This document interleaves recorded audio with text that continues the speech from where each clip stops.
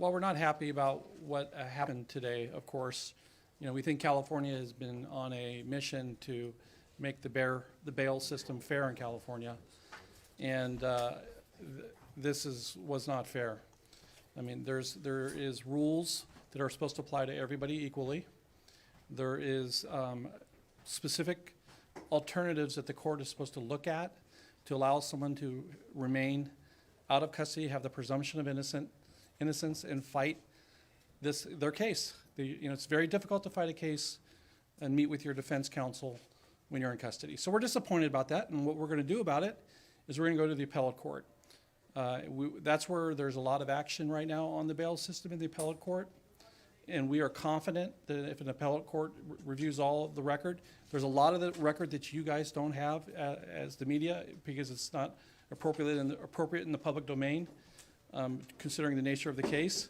Well, the appellate court's going to get to see it, and we are confident when the appellate court sees all the evidence that we have that they will remand the case back for appropriate bail setting. To keep in mind, a bail hearing is a one-sided event, and it was extraordinarily one-sided for this bail hearing. None of the defense evidence was allowed to be heard. None of the defense witnesses were allowed to take the stand.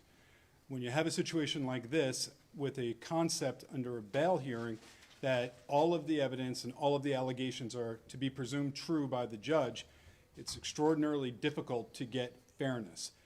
That's why we have appellate courts. I've won in the appellate court this issue before, and I intend to win this issue for what happened today.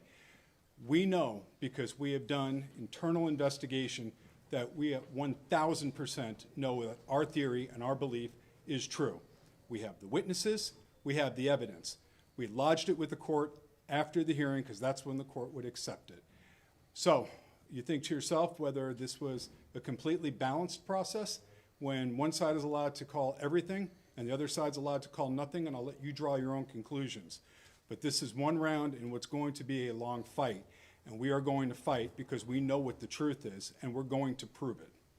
What exactly so why wouldn't you go to the appellate court after this case is wrapped up? Why go now? Because we don't have the time to go after it's wrapped up. We want our client out of custody. We want him to be treated fairly. It's hard for me to understand how there can be somebody with 600 plus alleged victims and they get bail, and our client with one piece of evidence that was described or given information about, one piece out of all of this tip of the iceberg, one piece of evidence in which the expert himself said that he could not tell you whether the person in the video was an adult or a minor. And that is so flimsy, it's just preposterous, the ruling that we are going to be challenging with the appellate court. Now, remember also that that same investigative officer couldn't tell you the age of the Jane Doe that he interviewed that supposedly identified the photo. That investigator says, I'm not really sure how old she is. I think she's over 18 now. So he has a person sitting right next to him. He can't guess the person's age, and we're supposed to trust on an image that we're not allowed to see, where someone's wearing a mask allegedly, on what that person's age is. It wasn't a fair process because the bail system's structurally flawed in California. And it's been flawed for a long time, and that's why there's a lot of efforts to try to correct it. And and then how does that get corrected? Either through the legislature, who has made a lot of attempts to do it, or through the courts. And after years that they've had, we've had the case for a little over a month. They've had years. And what was the best piece of evidence that they were able to present that directly shows anything is a piece of evidence that may or may not be authentic. As I stated, there is case law that states that you have to have an expert verify. Why? And this is from the case itself. Digital evidence is easy to fake. It's in the case itself. No expert testified to the authenticity of any of the alleged documents that they talked about today.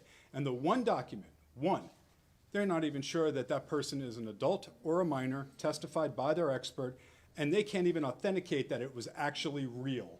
Look, we all know movie magic. We all know what cameras can do. And that case was decided a decade ago with the principle that if you're going to enter an evidence of that nature, it must be authenticated by an expert. And that was a decade ago. Imagine where the technology is today compared to where it was then.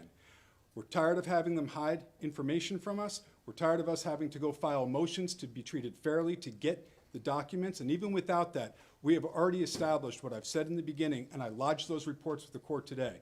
This is the beginning. This is certainly not the end, and we're coming back. So that expert did say that he believed the person with the mask was 15 or 16. Based on what? He said that he believed that based on somebody else's third-party identification. And let's look at this logically. The person's wearing a mask. So for it to have been verified by, I believe what they said, Jane Doe number 4, there's only one way to verify that. And maybe people have seen the movie Porky's or not that are in this room, but it would take the verification of knowing somebody's genitalia. So if this independent person that is supposed to be Jane Doe number 4 is able to identify the independent genitalia, well, So, I mean, we're going to go to the appellate court. That's where we're going. We'll take a couple more quick questions, and I think we covered it. Based on your experience, do you get a feeling that maybe Oaxaca is getting in the future some type of deal?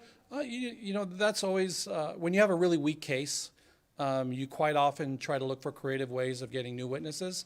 So I wouldn't be surprised. We've heard all kinds of rumors out there in our investigation, from people being promised green cards to people being threatened with prosecution. So we wouldn't be surprised if any of that. And by the way, if there is any witness out there that has been threatened by the Attorney General or has been offered, green card or anything for their evidence, come and tell us, please. We will guarantee you, we will get the court to support you in any manner necessary to make sure that you cannot be threatened, to have your immigration status affected, or anything in that regard. We've heard too many reports of that in this case. So if it's out there, we ask that you come to the defense.